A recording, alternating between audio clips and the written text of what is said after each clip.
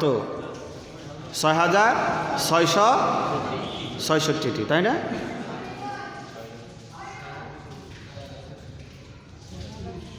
দেখেন, আপনারা যে মাঝে মধ্যে আমাদেরকে বলেন যে হুজুর এক এক ফতোয়া দেন, কোন দিকে যাব? এই সাধারণত কোরআনুল কারীমের আয়াত নিয়ে আপনাদের এখানে মতামত তৈরি হয়েছে। তো এত বিশাল শরীয়তের ভান্ডার, তো এখানে মতামত থাকতে পারে না? থাকতে পারে না? থাকতে পারে। আমি মতামতের দিকে যাচ্ছি না।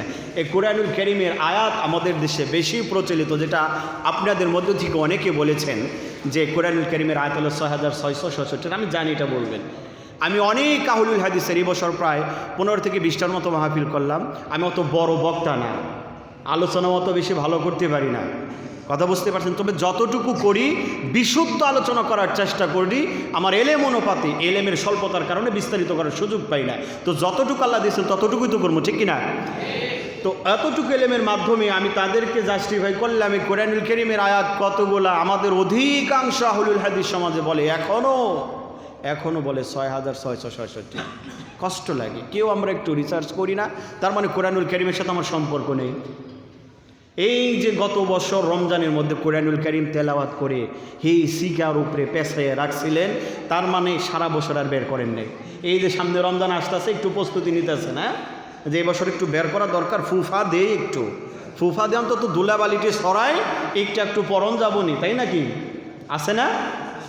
আরে এই মুসলিম জাতি কি করে হেদায়েতের রাস্তা পাবে বলেন, যাদের কোরআনুল কারীমের সাথেই সম্পর্ক নেই?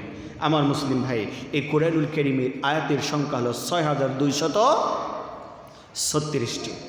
6,236টি। আপনি বাসায় গিয়ে গণনা করে দেখেন, আমি গণনা করেছি, সেই অঙ্গিকে বললাম 6,236টি। ইনশাল্লাহ ভুল হবে না তো নাকি? ভুল হবে কি আরও? আমার সাথে বলেন তো একবার, আয়াত সংখ্যা কত? 6,236টি। ভুল হবে না তো ইনশাল্লাহ? ঠিক আছে, আল্লাহ সুবহানাহু ওয়া তাআলা বোঝার তৌফিক দান করুক, আল্লাহুম্মা আমিন। আল্লাহ তাআলার প্রিয় নবী বললেন, সবচেয়ে উত্তম কথা, উত্তম বাণী হলো কোরআনুল কারীমের কথা। চিল্লায়ে বলেন সুবহানাল্লাহ। এরপরে সবচেয়ে উত্তম বাণী, উত্তম হেদায়েত হলো নবী মুহাম্মদুর রাসূলুল্লাহ সাল্লাল্লাহু আলাইহি ওয়াসাল্লামের হিদায়াত। এই হাদিসটার শেষের অংশে নিয়ে আলোচনা করব। সেটা হলো আল্লাহ রাসূল সাল্লাল্লাহু আলাইহি ওয়াসাল্লাম বলছেন, কুল্লু বেদা, প্রত্যেকটা বেদাত। বেদাত বলতে পৃথিবীতে যত বেদাত আছে, বেদাতে হাসানাই বলেন আর সাইয়্যাই বলেন, বেদাতে উত্তমটাই বলেন অথবা খারাপটাই বলেন। এই কারণে আমি বলি, আমাদের দেশে এই কাঠমোল্লারা, কি মোল্লারা? আমি এদেরকে কাঠমোল্লাই কই। এদেরকে কি বলি? কাঠমোল্লা। রাগ করতেছেন কি আবার? কাঠমোল্লা যদি না হয়, এই বেদাতটা আল্লাহ রাসূল বলেন কুল্লু বেদা, প্রত্যেকটা বেদাত। আর আমাদের দেশে এই কাঠমোল্লারা বেদাতটাকে আবার দুভাগে ভাগ করছে। একটা হচ্ছে উত্তম বেদাত, আর একটা হচ্ছে খারাপ বেদাত। সহজ ভাষায় বলি, একটা ভালো বেদাত আর একটা খারাপ বেদাত। তো বেদাত, প্রত্যেকটা বেদাতের কথাই আল্লাহ রাসূল বললেন কুল্লু বেদাতিন দলালা, প্রত্যেকটা বেদাতি পথভ্রষ্টতা, কুল্লু দলালাতিন ফিন্নার, আর প্রত্যেকটাই ভ্রষ্টতার পরিণত হলো জাহান্নাম। আল্লাহ রাসূল যে জায়গায় বললেন প্রত্যেক বেদাতি ভ্রষ্টতা, আর আমাদের দেশের হুজুর বানায় নিলেন একটা ভালো বেদাত করা যাবে আর একটা খারাপ বেদাত করা যাবে না। তো আমি ওই ব্যক্তিকে বলছিলাম যে উনি আমাকে এইভাবে বলছিলেন, যেমন এই যে মোবাইল ফোন ব্যবহার করি না আমরা, কয় মোবাইলটা হচ্ছে ভালো বেদাত। মাইক ব্যবহার করে, মাইক ব্যবহার করাটাকে ভালো বেদাত বলা হচ্ছে। এই যে মসজিদে টাইলস করা হচ্ছে, টাইলসটাকে ভালো বেদাত বলা হচ্ছে। তো এখন আমি তাকে বলছিলাম, তো বেদাতটা কাকে বলা হয়? মানুষ শরীয়তের ভিতরে সওয়াবের আশায়, শরীয়তের ভিতরে সওয়াবের আশায় যে কাজটা করে, অথচ ওই কাজটা কে করেননি? নবী মুহাম্মদুর রাসূলুল্লাহ সাল্লাল্লাহু আলাইহি ওয়াসাল্লাম করেন। ওই কাজটাই হলো বিদআত, তাই না? ওই কাজটাই হলো বিদআত। তো আমি বলি, এই মোবাইল ফোন শরীয়ত হিসেবে কে ব্যবহার করছে? মোবাইল ফোন কি কেউ শরীয়ত হিসেবে ব্যবহার করেন? যেটা আমাদের শরীয়ত, এই হিসাবে কেউ ব্যবহার করি? বলেন তো, কেউ ব্যবহার করি এটা আমাদের শরীয়ত? অথবা এই যে আমরা মাইক্রোফোন ব্যবহার করছি, কি ব্যবহার করছি? মাইক্রোফোন ব্যবহার করছি। এই মাইক্রোফোন ব্যবহার করলে সওয়াব হবে, না করলে গুনাহ হবে, এই উদ্দেশ্যে কেউ ব্যবহার করে? মসজিদে টাইলস লাগিয়েছি, টাইলস কি এই উদ্দেশ্যে কেউ লাগিয়েছে যে টাইলস না করলে গুনাহগার হতে হবে? টাইলস লাগানোর একটা ইবাদত, এই উদ্দেশ্যে কেউ ব্যবহার করছি। মাইকের যে ব্যবহারটা, আমরা মাইকই কেউ ব্যবহার করছি এই উদ্দেশ্যে যে মাইক ব্যবহার না করলে গুনাহগার হতে হবে, এটা শরীয়তের একটা অংশ। কেউ এই উদ্দেশ্যে ব্যবহার করি? কেউ করি না। উরুপ্লান এরকম যতগুলা কথা তারা বলছেন, কেউ এই উদ্দেশ্যে করি না। এর অর্থ হলো এই কাঠমোল্লাদের বেদাত সম্পর্কে ধারণাই নেই। চিল্লায় কোন ঠিক কিনা? রাগ করলেন কি আপনারা? এবার কয়েকটা নমুনা দেখায়। কয়দিন পরেই তো রমজান, আছে না নেই? আছে। রমজানের মধ্যে আমাদের দেশে এই কাঠমোল্লারা, এই ভণ্ড কানা মুফতিরা, আমি যারা আমার আলোচনা নেটে দেখেছেন আমি তাদেরকে কানা মুফতি নাম দিয়েছি। কি মুফতি? যারা নেটে আলোচনা দেখেছেন তারা জানেন আমি তাদের নাম দিয়েছি কানা মুফতি। এখন বলতে পারেন যে হুজুর কানা মুফতি দিয়েছেন কে? তো আমি বলি আগে, এই যেখানে লেখা আছে, লেখাটা যারা দেখতেছেন না অথচ চোখ ভালো, তো তারা কি ভালো নাকি অন্ধ? কথা বোঝেননি মনে? এই যেখানে লেখা আছে মাসিক ওয়াজ মাহফিল, আপনার চক্ষু ভালো অথচ এটা দেখেন না, আপনি কি এবার ভালো নাকি আপনার চোখ কানা? কানা। কুরআনুল কারীম এবং হাদিসে স্পষ্ট সহিহ হাদিসে বর্ণিত হাদিসগুলো যেই মুফতিদের চোখে পড়ে না অথচ চোখ আছে, অথচ তাদের মুফতি টাইটেল আছে, তাদের ডক্টরেট টাইটেল আছে, তাদের মুহাদ্দিস টাইটেল আছে, বড় বড় হুজুর টাইটেল আছে, এরপরেও যাদের চোখে পড়ে না, এবার বলেন আপনি কানা নাকি অন্ধ? কানা অন্ধ দুটোই, ঠিক কিনা? সম্মানিত মুসলিম ভাই, দেখেন মুফতিদের তৌরিকৃত এই রমজান মাসে নিয়ত হলো, এই রমজান মাসে একটা নিয়ত, তাদের তৌরিকৃত নিয়ত কি বলবে? নাওয়াইতু আন উসুমা গাদাম মিন শাহরি রমজানিল মুবারাকা। এই রমজান মাসে এই বরকতময় রমজানে নিয়ত করলাম আগামীকাল রোজা রাখবো। কবে রাখবে? অথচ সাহরি খাইছে কবে? কথা বুঝেন নেই? একটু মনোযোগী আশা করছি আপনাদের। সাহরি খেলেন আজকে রাত্রে, সাহরি খাওয়ার পরে মুফতি দোয়া করতেছে, মুফতি দোয়াই করতেছে কি? নাওয়াইতু আন উসুমা গাদাম মিন শাহরি রমজানিল মুবারাকা, আমি আগামীকাল বরকতময় রোজার নিয়ত করলাম। সাহরি খাইলো আজকে, নিয়ত করে আগামীকাল। এখানে একটা শব্দ ব্যবহার করছে গাদা, আমি আমার ভাষায় বলি আসলে ওরা একটা গাধা। গাধাই যদি না হয়, সাহরি খাইলো আজকে, ও নিয়ত করে কালকে। আমি হানাফি মাদ্রাসাতে পড়াশোনা করেছি, তামিরুল মিল্লাতে। আমি তখন থেকে চ্যালেঞ্জ করে আসছিলাম, আজও বোধহয় আমার চ্যালেঞ্জটা অব্যাহত আছে। কোনো মুফতির বাচ্চা যদি এটা কোনো কিতাব থেকে প্রমাণ করতে পারে, কোনো মুফতির বাচ্চা যদি এটা কোনো কিতাব থেকে প্রমাণ করতে পারে যে এটা বিশ্বনবী পড়েছেন, সাহাবারা পড়েছেন, তাদের কথা বাদই দিলাম, 4 ইমামের কোনো ইমাম পড়েছেন, এই নিয়তটা আমি আমার জাতি সহ আমার পরিবার সহ সকলেই হানাফি হয়ে যাব। রাজি আছেন তো আপনারা? রাজি আছেন? সময় শেষ হয়ে যাবে, কিয়ামত সংগঠিত হয়ে যাবে, কোনো মুফতির বাচ্চার মুখে সাহস হবে না বিশুদ্ধ সনদে বর্ণিত দোয়া তো দূরের কথা, কোনো নির্ভরযোগ্য কিতাব দ্বারা এই দোয়া প্রমাণ করা ঠিক নয়। কথা বলেন ঠিক কিনা? অথচ আমি যখন মেসে থেকে মানুষ হয়েছি, আমার মেসের অনেক সদস্যকে দেখেছি, যখন সাহুরির জন্য এই সাহুরি খাওয়া শেষ, আজান দিবে, জিজ্ঞেস করছে দোস্ত কয় মিনিট আছে? যে আমি আর 1-1.5 মিনিটের ভিতরে তো আজান দিয়ে দেবে। কয় দোস্ত তাড়াতাড়ি দোয়াটা একটু পড়া, নিয়ত। ইন্নামাল আমালু বিন্নিয়াত, সহিহ বুখারী খণ্ড 1 অধ্যায় 1 হাদিস নাম্বার 1, মেশকাতের মধ্যে 1 নম্বর হাদিসে নিয়ে আসা হয়েছে। সহিহ মুসলিম শরীফের মধ্যে হাদিসটা উল্লেখ করা হয়েছে, অধ্যায় নাম্বার 63 নম্বর 45 হাদিস নাম্বার 1907 নম্বর হাদিস। আমার মুসলমান ভাইরা, বিশ্বনবী যে জায়গায় বলেছেন প্রত্যেকটা কাজ নির্ভর করে নিয়তের উপরে। এখন আপনি বলতে পারেন তাহলে তো তারা ঠিকই করছে। এবার আপনি একটু বোঝার চেষ্টা করেন, ঠান্ডা মাথায় বোঝাবো। সব কথায় তার সুর দিয়ে আলোচনা করা যাবে না, তাই না? কিছু কিছু জিনিস ঠান্ডা মাথায় বুঝতে হয়। জানাজার সালাতে অংশগ্রহণ করার জন্য বাড়িতে থেকে বের হয়েছে, ওটা বাদ দিলাম। আজকে জুমার সালাত আদায় করার জন্য যখন বাড়িতে থেকে বের হয়েছেন, গোসল করে কিসের জন্য বের হয়েছেন? জোহরের সালাত আদায় করার জন্য নাকি জুমা পড়ার জন্য? এখন আপনি নামাজে দাঁড়িয়ে নিয়ত করলেন, আরবিতে 1 গাদা নিয়ত করলেন। আমি অনেক দেখেছি, অনেক ভাইদেরকে যখন নামাজের জন্য সালাতের জন্য দাওয়াত দেই, ওই ভাই বলে হুজুর এত লম্বা সোরা নিয়তই পারি না, নামাজ পড়ুন কেমন? কথা বুঝতে পারছেন? তাহলে হুজুররা কি সহজ করছে না কঠিন করছে? তাহলে এদেরকে কি কানা মুফতি বলবেন নাকি চোখে দেখা মুফতি বলবেন? এটা কানা মুফতি না?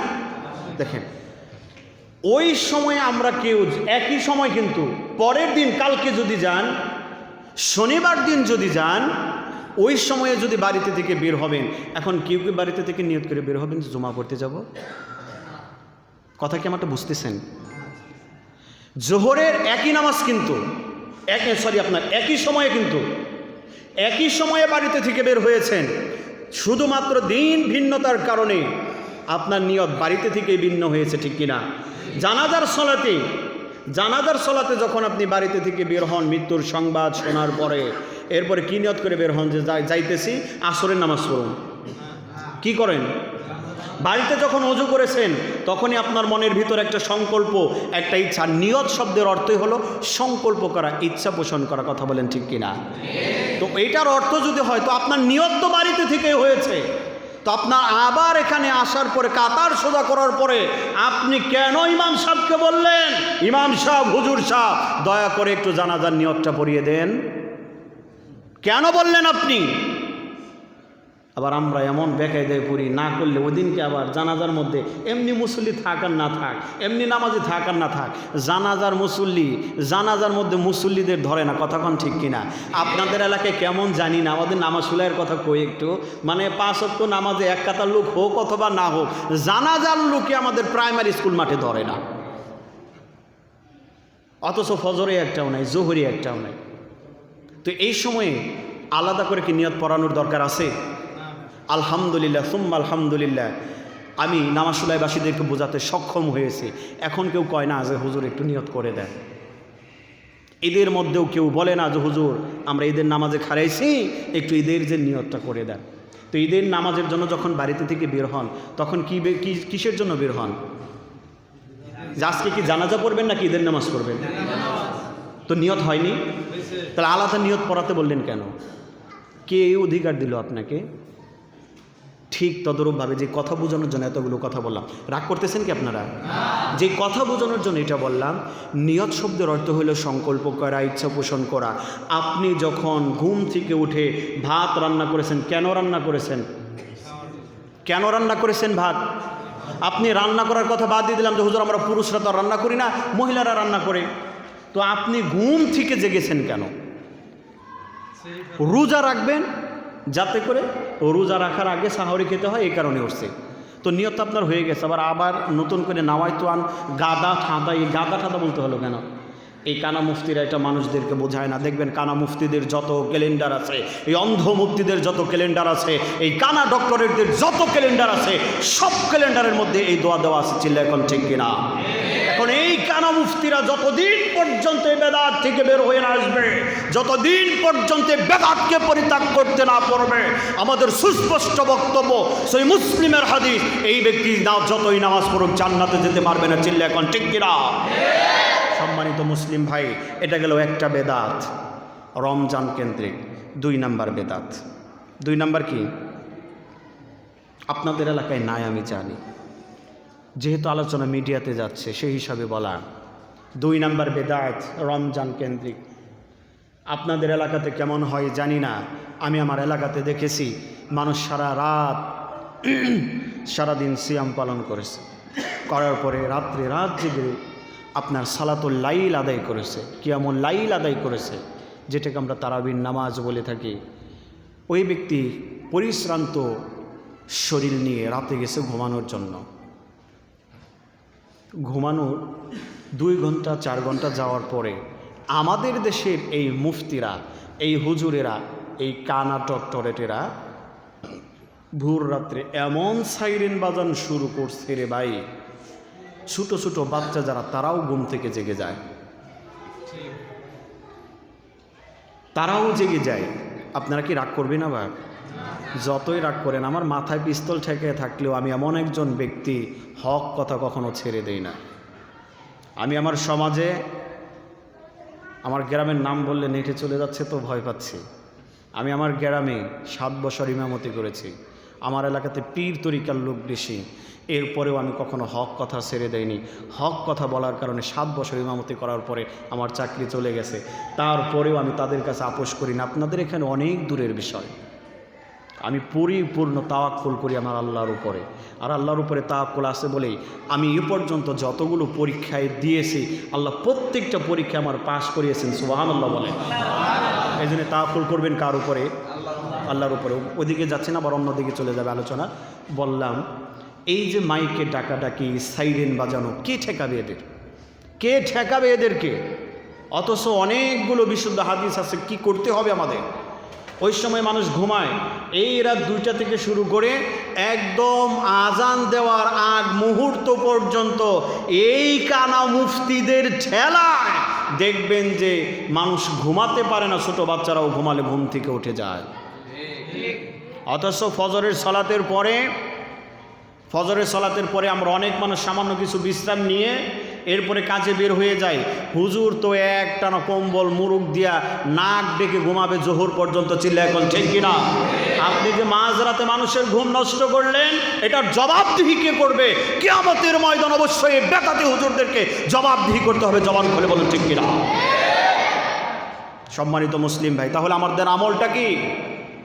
আমি আগেই বলেছি, বারবার বলি, যেই জায়গায় সুন্নাত থাকে ওই জায়গায় যদি সুন্নাত না থাকে তাহলে বুঝতে হবে ওই জায়গায় বেদাত গজিয়েছে। আপনাদের এদিকে ধান রোপণ করেন না? কিছুদিন পর পর এই ধানগুলো নিড়ানি দিতে হয়। আপনাদের এদিকে কি বলে? আচ্ছা, যেটাই বলে নিড়ানি তো বুঝেন। এই নিড়ানি দিতে হয়। নিড়ানিটা হলো এই ধানের আশেপাশে যে সমস্ত আগাছাগুলো আছে এই আগাছাগুলো তুলে দিতে হবে। না হলে এই আপনি যে ফসল পাওয়ার জন্য, শস্য পাওয়ার জন্য যে বীজ বপন করেছেন সেইগুলো নষ্ট করে দেবে। ঠিক কিনা? ঠিক তদরূপভাবে সুন্নাত যেই জায়গায় প্রতিষ্ঠিত আছে অবশ্যই ওই জায়গায় দেখবেন বেদাতগুলো আগাছার মতো গজাবে। সুন্নাত প্রতিষ্ঠায় রাখতে হবে। যারা এই সুন্নাত প্রতিষ্ঠা রাখবে না, যারা বেদাতকে আশ্রয় দেবে, কিয়ামতের ময়দানে বিশ্বনবী বলবেন সুহুকান সুহুকান, ভেগে যাও, হাউস থেকে, কাউসার থেকে ওই ব্যক্তিকে পানি পান করতে দেওয়া হবে না। কথা বলেন ঠিক কিনা?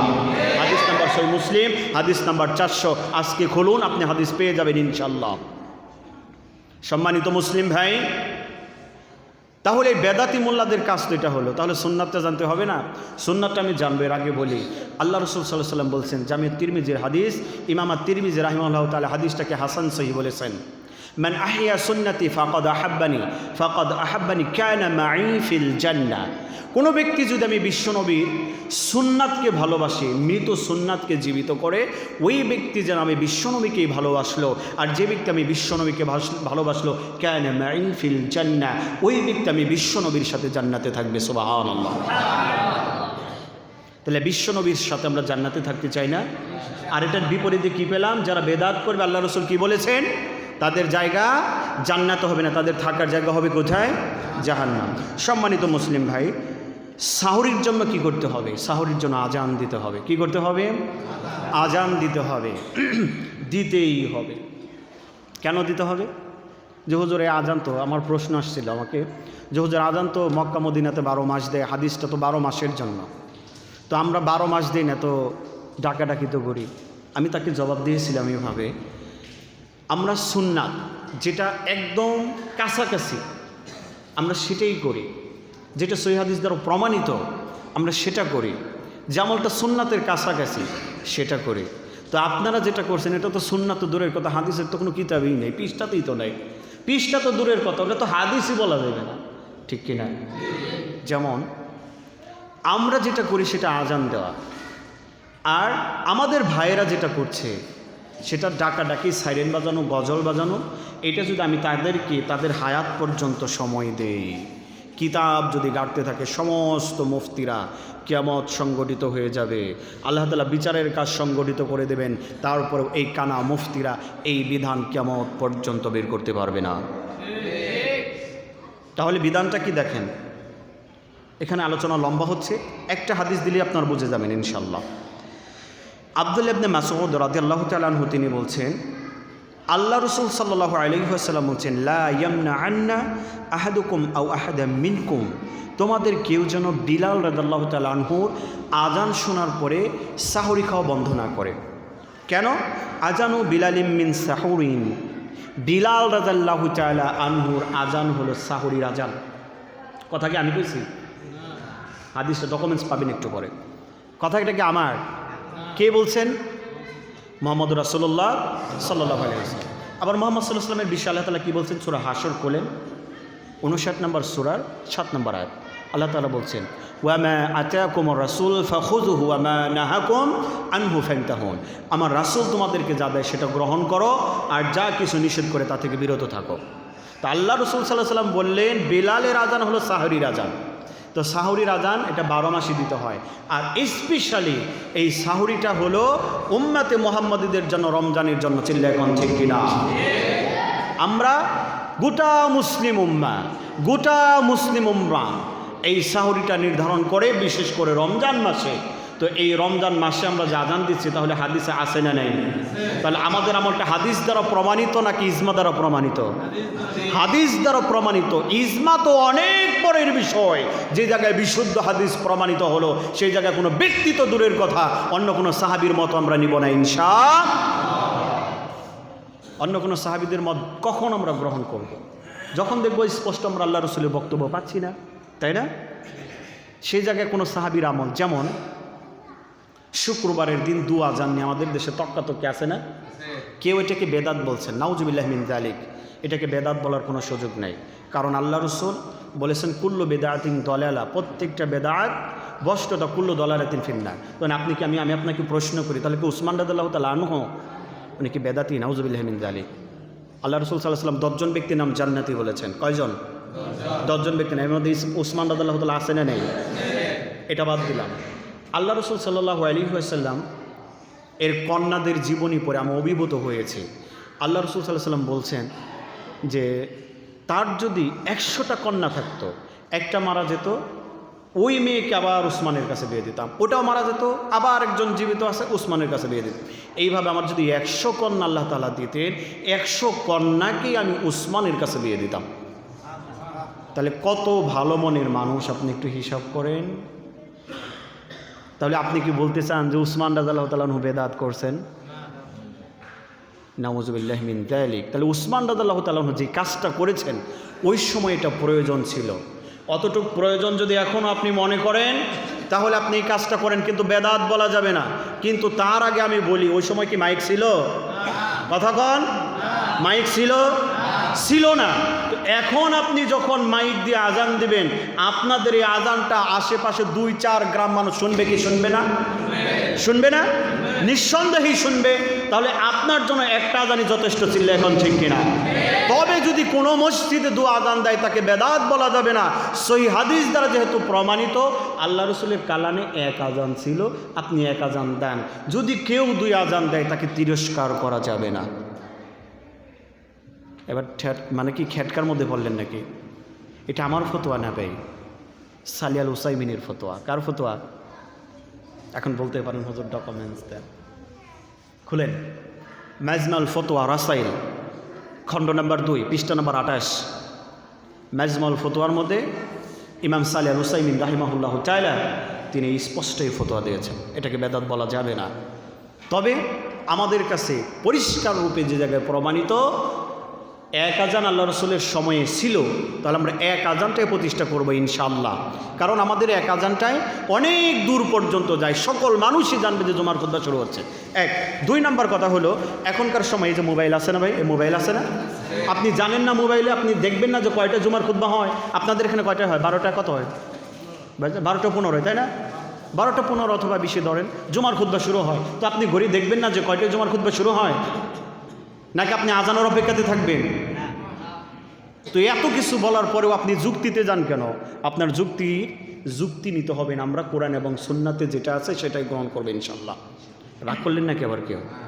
আসেন, যে কথা বলতেছিলাম, আল্লাহ রসুল বললেন বিলাল রাদিয়াল্লাহু তাআলা আনহুর আজান হলো সাহরির আজান। সুতরাং বিলাল রাদিয়াল্লাহু তাআলা আনহুর আজান শুনে তোমরা কেউ খাওয়া বন্ধ করো না। ফাইন্নাহু ইউআযিনু আও ইউনাদি বিলাইলিন, কারণ বিলাল রাদিয়াল্লাহু তাআলা আনহু একটু রাত থাকতে আজান দেয়। কেন আজান দেয়? লিয়ারজিআ কাইমাকুম ওয়া লিউনাব্বিহা নাঈমাকুম। বিলাল রাদিয়াল্লাহু তাআলা আনহু রাত থাকতে আজান দেয় এই কারণে, যারা রাত জেগে সালাত আদায় যারা সালাত আদায় করে, অর্থাৎ কিয়ামুল লাইল আদায় করে, অথবা আগ রাতে যারা কিয়ামুল লাইল আদায় করতে পারেনি, তারা শেষ রাত্রে আদায় করতে পারবে। ঠিক আছে? আমি এই জন্য মা বোনদেরকে বলবো, যদি আপনাদের সম্ভব হয় আপনারা 4 রাকাত আপনারা জামাতের সাথে পড়বেন, আর 4 রাকাত রেখে দিবেন। কেন রেখে দিবেন? এই 4 রাকাত ভোর রাত্রিতে আপনি ভাত চড়িয়ে, এখন তো অধিকাংশ ফ্যামিলিতে রাইস কুকার হচ্ছে, ঠিক কিনা? আর আগ রাতে সকলেই তরকারি রান্না করে রাখে, অনেক মা বোনেরা। আপনাদের এখানে কেমন হয় জানি না, আমাদের ওদিকে অধিকাংশ ফ্যামিলিতেই রাইস কুকারে ভাত হয়, আর আগ রাতে সব তরকারি রান্না করে রাখে। তো আমি দেখেছি এই আমলটা আমাদের নামাজ তো এখন অব্যাহত হচ্ছে। বিষয়টা হলো 4 রাকাত আপনারা এখানে পড়ে চলে যাবেন, বাড়িতে চলে যাবেন। যাওয়ার পরে ওই সাহরির সময়ে বাকি 4 রাকাত আদায় করবেন। এবার বলতে পারেন যে হুজুর নতুন ফতোয়া দিয়ে গেলেন। আচ্ছা, কোরআনুল কারীমের মধ্যে আল্লাহ তাআলা কি বলছেন? উদউনি আস্তাজিব লাকুম, আমাকে ডাকো আমি তোমাদের ডাকে সাড়া দেব। আর বিশেষ করে হাদিস বুখারী মুসলিমের আল্লাহ তাআলা শেষ রাতে কোথায় নেমে আসেন? কথা কয় না, প্রথম আসমানে নেমে আসেন। 1 2 নম্বর কথা হলো, মহিলাদের জন্য কোথায় সালাত আদায় করা বেশি উত্তম? কথা কয় না, বাড়িতে সালাত আদায় করা সবচেয়ে বেশি উত্তম, তাই না? তবে কোনো ব্যক্তি যদি মসজিদে এসে সালাত আদায় করতে চায়, তাদের কথা হলো আল্লাহ রসুলের কথা, লা তামনাউন নিসা মিনাল খুরুজি ইলাল মাসাজিদ। কোনো মহিলা যদি সালাত আদায় করার জন্য বাড়িতে আসতে চায়, তাদেরকে বাধা দেওয়া যাবে না। তবে কেউ যদি আপনার পুরো তারাবিটায় মসজিদ আদায় করে, তাদেরকে তিরস্কার করা যাবে না। আমি আপনাদের উপরে ছেড়ে দিলাম, এটা আপনাদের ইচ্ছা হলে আপনারা করবেন, না হলে পুরাটাই এখানে আদায় করবেন, এটা আপনাদের উপরে ডিপেন্ড।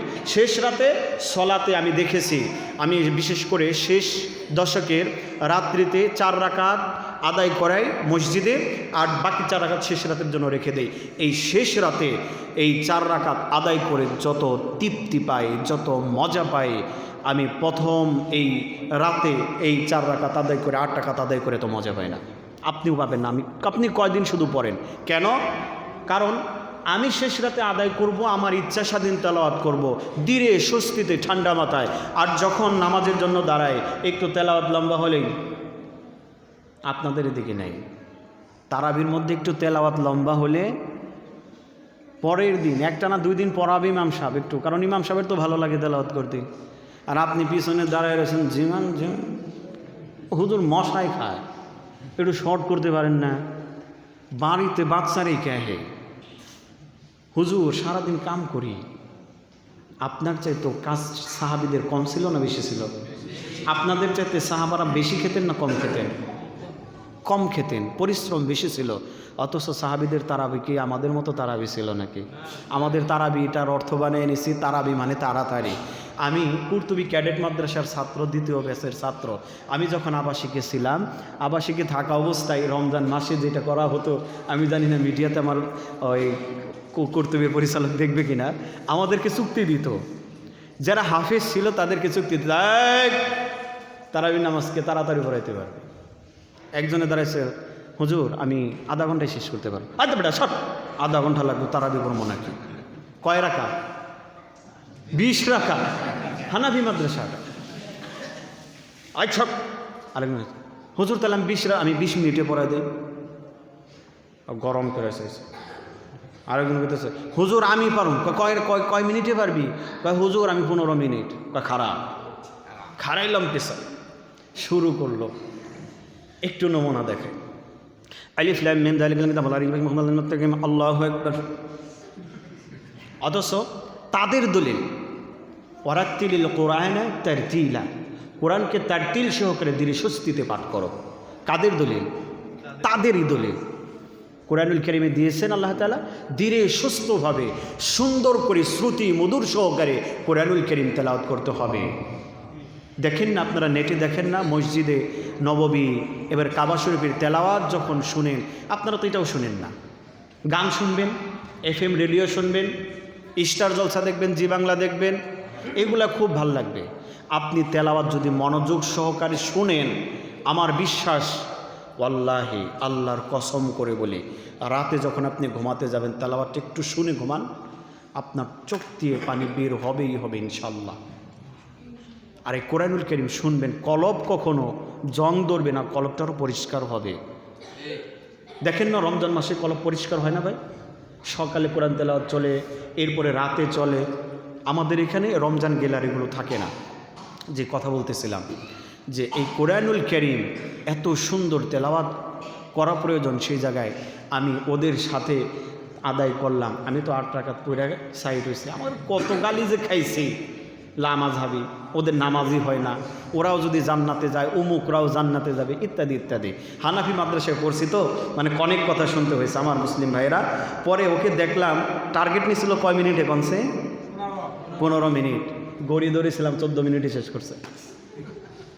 ওস্তাদ ওরা বহাল রাখলো, এই যে পুরা মাসের তারাবি তুমি পড়াবি।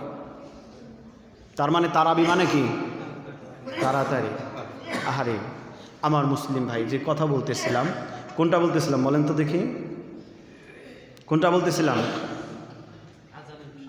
আজানের বিষয়, তাই না? আজানের বিষয়। তাহলে সাহরের জন্য কি করতে হবে? আজান দিতে হবে। কারণ বিলাল রাদিয়াল্লাহু তাআলা আনহু রাত থাকতে আজান দেন। এই কারণে রাত থাকতে আজান দেন, যারা সিয়াম, যারা শেষ রাতে উঠে নামাজ পড়বে তারা যাতে বিশ্রাম নিতে পারে, যারা ঘুমন্ত আছে তারা যেন জাগতে পারে। ঘুমন্ত ব্যক্তিরা যাতে জাগতে পারে। কেন? সাহরি খেতে হবে, সিয়াম পালন করতে হবে, অথবা উঠে সালাত আদায় করো। এই কারণে বিলাল রাদিয়াল্লাহু তাআলা আনহু আজান দিতেন। তাহলে এবার বলেন, এই শেষ রাতে তারা এই আপনার ঘুম থেকে জাগার জন্য বিধানটা কি? ডাকাটা কি? মাইকে সাইরেন বাজানো, গজল বাজানো, নাকি আজান দেওয়ার বিধান? তাহলে কানা মুফতি বলা ঠিক আছে না ভুল আছে? কানা যে মুফতি বলছি, এই হাদিস তারা পড়ে নাই। দেখেন হাদিসটা পাবেন সহিহুল বুখারী অধ্যায় নম্বর 10 অনুচ্ছেদ নম্বর 13, হাদিস নম্বর 621। এরপরে সহিহ মুসলিম অধ্যায় 13 অনুচ্ছেদ নম্বর 8, হাদিস নম্বর 1094, সুনান আবু দাউদ অধ্যায় 8 অনুচ্ছেদ নম্বর 17, হাদিস নম্বর 2347 নম্বর হাদিস। এতগুলো কিতাবে আমি তো শর্ট করছি, সব মিলে প্রায় 8 থেকে 10টা কিতাবের মধ্যে হাদিসটা বর্ণিত হয়েছে। তার মানে এই 8 থেকে 10টা কিতাব কানা মুফতিদের পড়াই নাই। পড়লে কি কথা বলতো? এরপরে দেরিতে ইফতার করা, এখানে আরেকটা কথা হবে, আপনি এখান থেকে আরেকটা জবাব পেয়ে যাবেন। আমি ওই আলোচনাতে ঢোকার আগে বলি, আমাদেরকে একটা কথা বলা হয়, সবাই বলে আমভাবে, বিশেষ করে হানাফি মাযহাবের ভাইয়েরা, আহলুল হাদিসরা ইহুদি খ্রিস্টানদের দালাল।